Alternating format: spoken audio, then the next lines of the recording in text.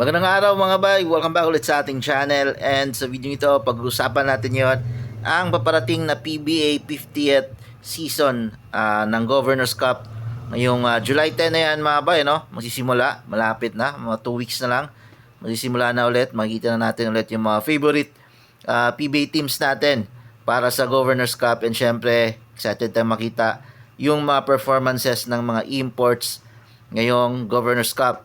Yan, kung sino ba yung mananaig, yan kabang-abang ng mga imports. Pero bago magsimula yung PBA Governors Cup, mga bayan, no, meron silang mga kaunting pagbabago sa rules, and syempre sa gaganapin ako Governors Cup.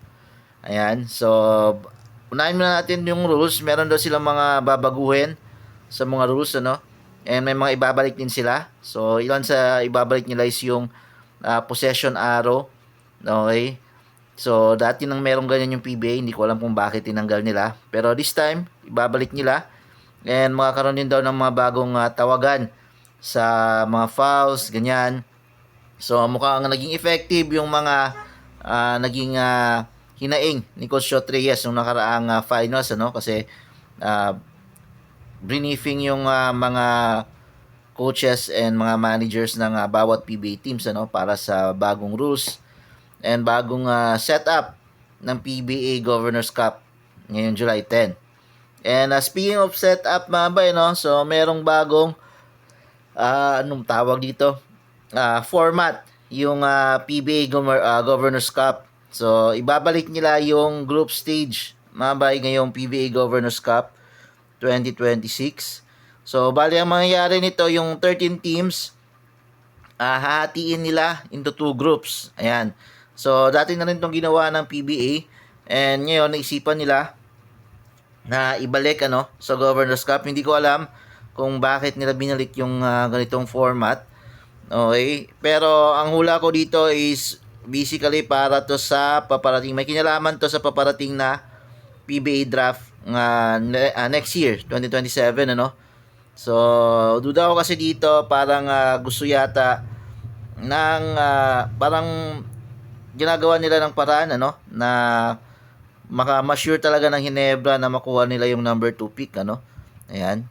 So, kasi yung number 1 pick talaga, NLEX yan, hindi na yan magbabago. So, yung number 2, yun yung parang may mabago pa, pwede pang matanggal yung Ginebra sa number 2. Depende sa maging performance ng mga teams after ng Governors Cup. Okay?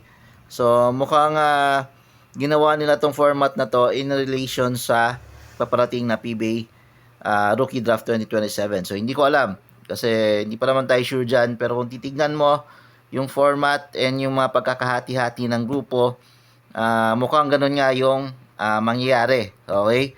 So, ito yung mga groupings sa format ng 50th Governors Cup. So, meron tayong Group A and Group B. Yan. So, titignan mo sa Group A, ang mga kasama dito, Blackwater, Ginebra, Magnolia, Meralco, Phoenix, at Rain or Shine. Ayan. Okay, so, sa Group B naman, nandyan yung Converge, Titan, NLEX, TNT, San Miguel, Tierra Firma, and Macau. Okay, so kung titignan mo yung Group B is 7 teams sila compared sa 6 teams ng Group A. So, may butal kasi yung Macau. So, ayon sa PBA, ginawa nila yung groupings in relation sa naging performance and standing ng team last Governors Cup. Okay, so ayon sa kanila, hiniwalay nila yung TNT and Ginebra, yung dalawang team na naglaban sa finals, hiniwalay nila ng grupo. Ayan, and then yung mga standing nila, pinagbasihan nila ng standing is yung nangyaring standing din sa nakaraang Commissioner's Cup. So, yung mga kulelat na teams, pinaghiwalay nila, yung Blackwater and Tierra Firma. So, ginawa nilang balance as much as possible, ano. So, kung titignan mo yung Group A, yung mga top-seeded teams na malalakas, halos nasa Group A. Yung Ginebra, Magnolia, Rain or Shine, and Meralco. So, 4 sa mga teams na yan sa Group A is puro malalakas. Sa Group B naman, kung titignan mo, ang legit lang na sasabi nating contender talaga dito is TNT and San Miguel lang. So, para maging balance, nilagay nila sa Group B 7 teams compared sa Group A na 4 yung malakas pero 6 na team lang sila. Okay? So, yan. Ang magiging format pala nito mga bay, no, is yung mga teams na sa Group A, hindi nila makakalaban yung mga teams na sa Group B until playoffs. And yung nasa Group B, hindi rin nila makakalaban sa elimination yung mga teams na nasa Group A. So, ang mangyayaring format nito is sa group nila, 2 beses nila makakalaban isa't isa yung kagrupo nila mga team. Okay? And then, sa same yan sa Group A and Group B. So, 2 times sila makakalaban yung mga teams na kagrupo nila.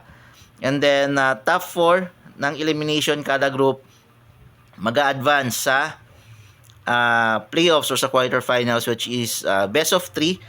I think wala yatang, hindi ko alam kung magkakaroon ba ng twice to beat. Ayan, sa quarterfinals. Gaya ng regular. Okay, pero base dun sa info natin, walang nabanggit na magkakaroon yata ng twice to beat sa quarterfinals. Best of 3 lang yung sinabi doon. So, 4 na team. So, ibig sabihin sa Group A, 2 team yung malalaglag. Sa Group B naman is 3 team yung malalaglag. And kung yung format is yung top sa Group A, makakalaban yung rank 4 sa Group B. And yung top 1 sa Group B, makakalaban naman yung rank 4. Crossover yan siya sa Group A.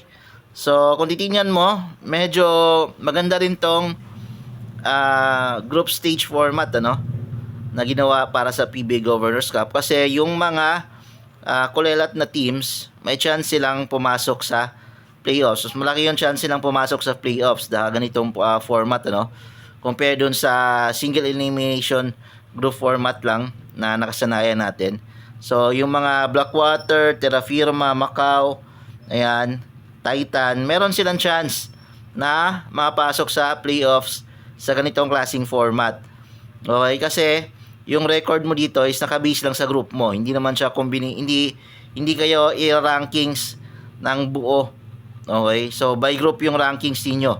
So, for example, dito sa Group B, ang sure dito siguro sabihin na natin na makapasok sa top 2.